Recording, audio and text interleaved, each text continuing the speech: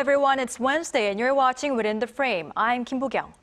Shortly after Russian Defense Minister Sergei Shoigu's visit to North Korea to attend a military parade marking Armistice Day, a Russian military plane made an unannounced trip to Pyongyang. Amid speculation that Russia has sent a delegation to negotiate weapons deals to help boost its arsenal for the war in Ukraine, North Korean leader Kim Jong-un inspected arms facilities, underscoring the importance of expanding its production capacity. With Pyongyang, Beijing, and Moscow showing off strengthened ties more than ever, Seoul, Washington, and Tokyo will next week have a three-way summit at Camp David. How are tensions on the peninsula going to develop? For an in-depth analysis, we invite into the studio Dr. Go Myong-hyun, Senior Fellow at Asan Institute for Policy Studies. Dr. Go, welcome to the show as usual. Good to be here. And we also have Shreyas Reddy, correspondent at NK News Seoul. Good to see you, Shreyas. Thank you for having me. All right, first question to our Shreyas. So, days after Russian Defense Minister Sergei Shoigu's visit to Pyongyang, a Russian military plane reportedly made a visit. What are the details of this event? Well, so the aircraft in question, an Ilyushin IL-62, flew into Pyongyang on the morning of August 1st and left the following evening, so about a day and a half. And North Korea did not announce this visit. But what we do know about this aircraft, in this particular aircraft, is that it has in the past been used to transport Russian defense officials. In fact, in 2019, it transported a Russian deputy minister and his delegation to Pyongyang. So from what we can make out, its main purpose is essentially to carry important people in the Russian government and military, rather than necessarily to transport items. Right, I see. Well, Dr. Go, let's delve deeper into this event a little bit more. What could have been the reason behind such Russian VIP passenger plane's visit? Yeah, I think what Shreyas saying is very telling. So type of the plane that flew into North Korea is a good indication of what could have been the purpose behind this visit by the Russian officials. Clearly, it wasn't a cargo plane, it was a passenger plane. And this visit is taking place a couple of weeks after the visit by the Russian Minister of Defense, Sergei Shoigu. So this echoes the pattern of North Korean diplomacy with other countries. So most famously, we can think about the Singapore summit between the then U.S. President Donald Trump and Kim Jong-un, where they discussed about confidence building measures as well as denuclearization measures. But then what happened is that a couple of months later, this summit in Singapore was followed by an working level visit by the then Secretary of State Mike Pompeo to Pyongyang. So I think what's going on here is that when Russian Defense Minister Sergei Shoigu visited North Korea and met with Kim Jong-un, the two, the Shoigu and the Kim Jong-un might have discussed some potential collaboration or cooperation as well as defense assistance. But I think with this particular visit, what happened is that the working level meeting is taking place with working level Russian staffers, which could lead to actual more substantial and tangible defense assistance by North Korea to Russia. Right, so is this the usual way of how North Korea does its diplomacy? That we have seen in the past. Right, I see. Now, Shreyas, let's also talk about how North Korean leader Kim Jong-un inspected key weapons facilities for 3 days. And he's said to have outlined the direction of what is referred to as defense business, a term never had been used by the regime before. Now, what is the intention behind developing such defense business? Well, there are a couple of elements to this, and I think the first part comes down to that term itself. So, contrary to what some sources have reported, the phrase wasn't so much defense business as in context it was more like defense industry, national defense industry, munitions industry. And that particular term they have used in the past more often than not to refer to Juche-oriented development of the national defense industry, where basically they're promoting self-reliance. And this messaging is typically aimed more at boosting the domestic side of things. So they're saying this is essentially for what we want to do internally. That said, there is, of course, a wider context of, shifting events, changes in the global geopolitical landscape.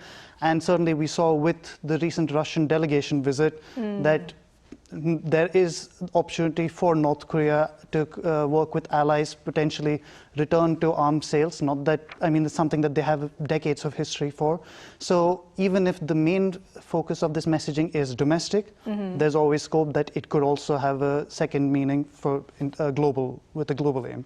Right, I see. Now, since we are talking about North Korea's, arsenal and weapons, how are North Korea's weapons, compared to other countries like U.S.? So it's not, the level of development of North Korea's defense industry is rather uneven. What I mean by this is that there are areas where North Korea has put bulk of its energy and resources into achieving very high level development. We have seen that in the form of North Korea's ballistic missiles that ranges from short range to all the way to the intercontinental ballistic missiles. And the reason why North Korea has been so successful is because they have essentially given up investing in other areas of defense, particularly in the conventional weapons. So when you look at the North Korea's weapon systems, North Korean troops tend to be equipped with very dated conventional weapons. And what I mean by conventional weapons, these are the weapon systems that you see, say, in the movies. So tanks, armored cars, guns, machine guns, and so forth. So these weapon systems, the conventional weapon systems in North Korea, they date back to the 50s and 60s, maybe the 70s. So these are already more than 50 years old.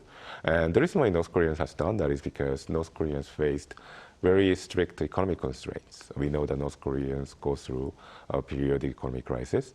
So what North Korean regime had to do is choose where to focus their bulk of the energy, and then they realized that they can get the best bang for the buck by investing in ballistic missiles. So I think, and then from the success in the ballistic missile field, they have branched out to other missile systems such as cruise missiles, and these days and age drones. So I think these are the weapon systems that North Korea tried to showcase to the Russians, because some of these weapon systems, particularly the drones and cruise missiles, are being expanded by the Russian troops at a high rate in the Ukrainian theater. So I think this is a hinting towards the Russians as well as the international community that North Korea can supply these weapon systems to Russia, and at the same time that North Korea is now a powerhouse when it comes to this kind of weapons production. Right, interesting.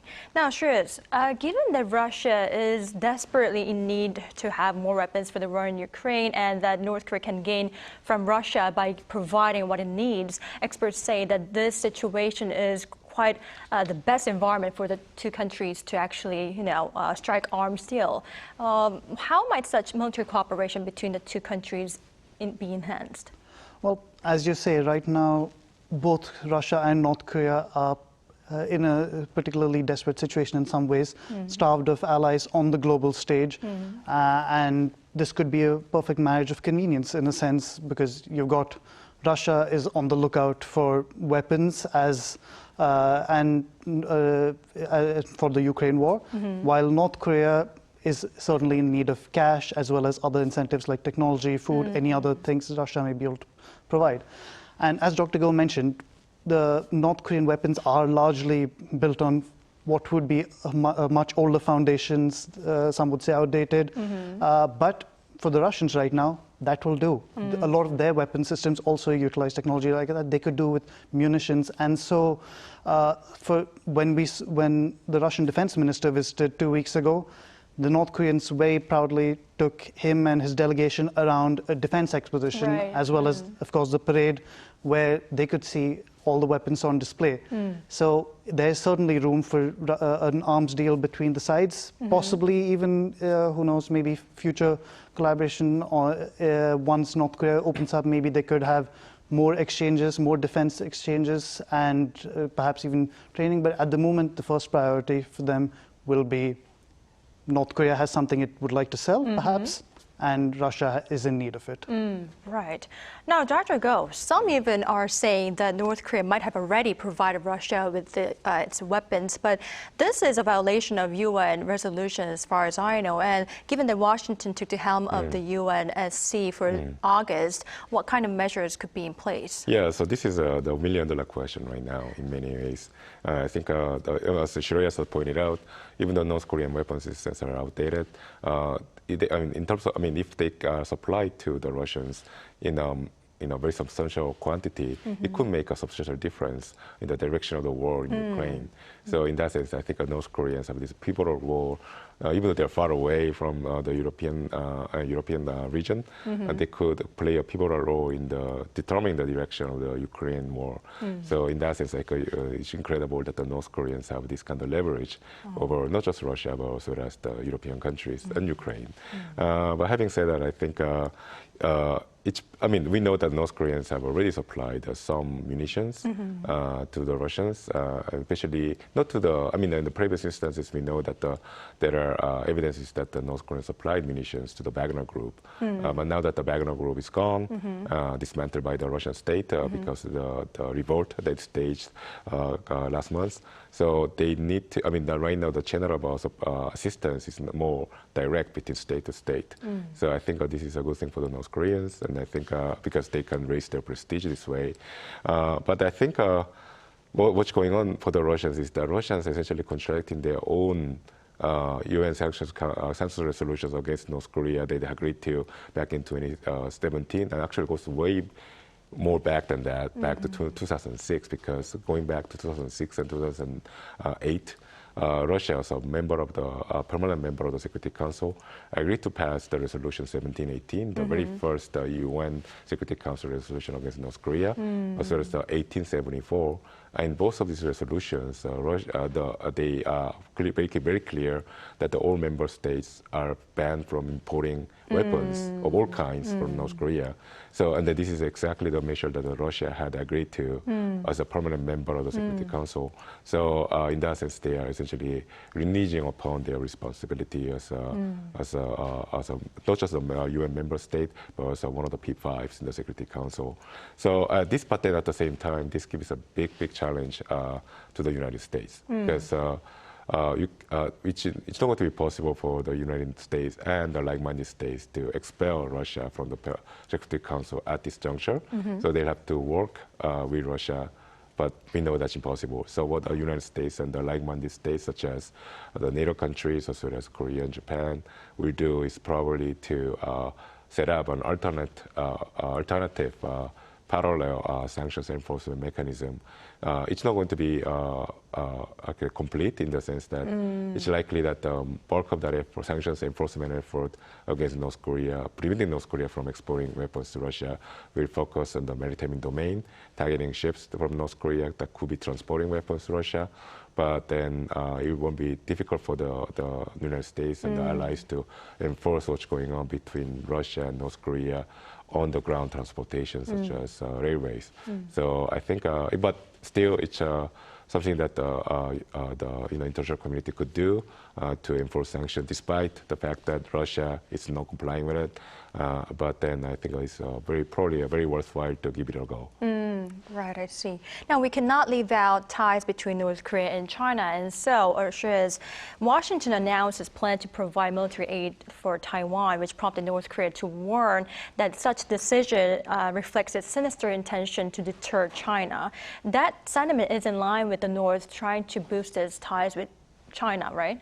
Yeah, this is essentially part of Pyongyang's standard playbook when it comes to the US and China. It frequently just parrots Beijing's talking points on matters like Taiwan and Hong Kong and anything else where China wants to make a particular point.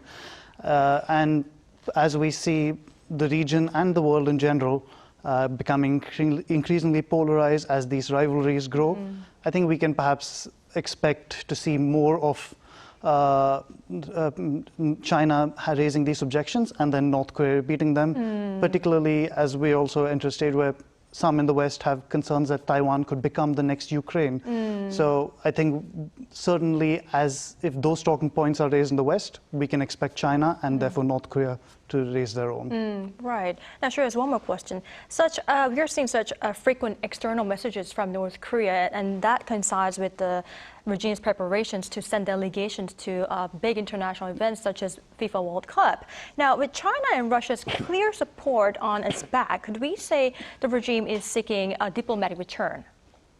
Well, I think we are seeing some signs, of course, of a possible reopening in some ways, and the Russian and Chinese delegations are their visits to North Korea are perhaps indicators of that. But at the same time, we must bear in mind these are Russia and China, and the messaging so far that we've seen indicates that this is perhaps more an exception than a new norm.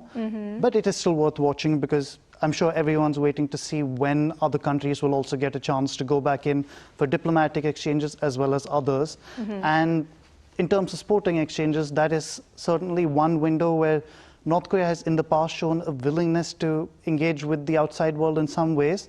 But I'd say that still we must temper the anticipation with caution, because yes, it is, they are increasingly registered for events like the Asian Games, Taekwondo competition, and so it seems also World Cup qualifiers. But at the same time, it hasn't been that long since they registered for other events, sporting events in the recent past, but then didn't show up at all. So I think we'll have to wait and watch, because at the end of the day, sports are important to them, but there may be other things that they would probably prioritize first when it comes to the decision to reopen borders. Right, we'll have to wait and see. All right, well, Dr. Go, moving on to the upcoming Trilateral Summit at Camp David next week. South Korea's National Security Director Cho Tae-yong said that this meeting is going to have a very significant meeting. Why is this so? So I think I mean, it's very important to remember that what's going on in the background, the upcoming meeting between Korea, Japan, and the United States in Camp David. United States has been, there are two things to this. One is that the United States has been working on setting up alternative security architectures throughout the world to complement the existing formal architectural alliances between the United States and other countries. So, what should be that oftentimes translate to a structure that's called the hub and spoke, where the United States sits in the middle, and it's linked bilaterally with other countries in the world, such as Korea, Japan, Australia, United Kingdom, and so forth. But then each one of these allies of the United States, they oftentimes don't talk to each other. So what those United States have thought that that's actually not a very effective way of having actually rolling out this security throughout the globe. So what they're doing right now is trying to talk to the allies so that these allies talk to each other about enhancing coordination, cooperation. So we have seen this kind of efforts in the form of AUKUS, Quad, and so forth. But then the United States has considered that enhanced defense cooperation between Korea and Japan will be the most important one. And they've been waiting for Korea and Japan to reconcile with each other and then put the past behind and start cooperating with each other to face the very serious challenges that both countries face today in the region. So that has finally happened since this year with the successive meetings between President Yoon Suk-yeol of Korea and then Prime Minister Kishida of Japan. And so essentially, these meetings convinced the United States it's now time for the three countries, United States, Korea, and Japan, to formalize this understanding that they have to cooperate on the defense matters more closely. And then that means that we are going to likely to have in Northeast Asia a very tight defense coordination and cooperation mechanism, such as the AUKUS mechanism that they have between the United States, United Kingdom, and Australia. So I think this is the reason why the National Security Advisor, Cho Tae-yong, has made the remarks that this is not just an ordinary three-way trilateral summit. This is the beginning of something much larger. Right, I see. Now, Dr. Go, there is also speculation that three countries are going to improve communication methods, with some media outlets saying that they're going to set up hotlines. And not just that, senior officials noted that Trilateral Summit is going to become a regular basis thing. What would each measure mean if agreed upon? So the hotlines, establishment of the hotlines, by itself, it doesn't mean much at this stage, because we know that these three countries, Korea, Japan, and the United States, have multiple layers of communications and then policy coordination mechanism through the presence of the U.S. troops in the respective countries. So, but then what they mean by the hotlines is that there will be a much higher level of defense coordination and policy coordination, between the leaders of Korea and Japan in this case. So even though they mentioned the United States, what's important here is that there will be a hotline, a direct communication at the top, the utmost highest level of the government in Korea and Japan. So we can easily see examples of such coordination. For instance, if Japan wants to announce new defense policy, then they could consult very quickly with with their Korean counterparts, and then reflect that in their when they issue the policy paper later on, or when they have to handle a common, for example, common security threats in the form of China and Russia joint air patrol that we have, that China and Russia have been conducting quite periodically in the last 5 years or so. Then Korea and Japan could communicate with each other. So I think this is a very important indication that there'll be a much closer, almost real-time policy and response coordination between Korea and Japan, which is unprecedented. Dr. Go, one more question. This just popped up in my mind. So, according to Financial Times, Washington is apparently pushing South Korea and Japan to communicate with each other in case of attack, although South Korea's officials are saying that it's not true. Do you think this is possible? Oh, exactly. I think it's absolutely possible. Not just possible, but it's very, very much necessary, in my view. Really? So we often, when we see Korea and Japan, we say oftentimes are very two distinct countries. But what we have to see here is that in the grand global scheme of things, Korea and Japan are located in a region that's very compact. So we can, given the range of the North Korean and Chinese and Russian weapon systems that are measured in not just like tens of kilometers, but hundreds of kilometers, the threat coming from North Korea and China towards Korea could not just mean to it's not probably just exclusive for Korea, but could also mean threat for Japan as well. So in that sense, just the technical possibility options that our adversaries have in this region and age, I think it means that the Korea and Japan essentially have to work together to face these common threats. Right, so it is not just possible, but also very necessary for both countries. All right, I'd like to ask many more questions, but unfortunately, this is all the time we have for today's edition. Thank you, Dr. Go. And thank you, Shriz, for your time and insights. We really appreciate it. Thank you. Thank you. All right, that's all for Within the Frame tonight. We'll be back tomorrow with more in-depth stories. Thank you for watching, and goodbye.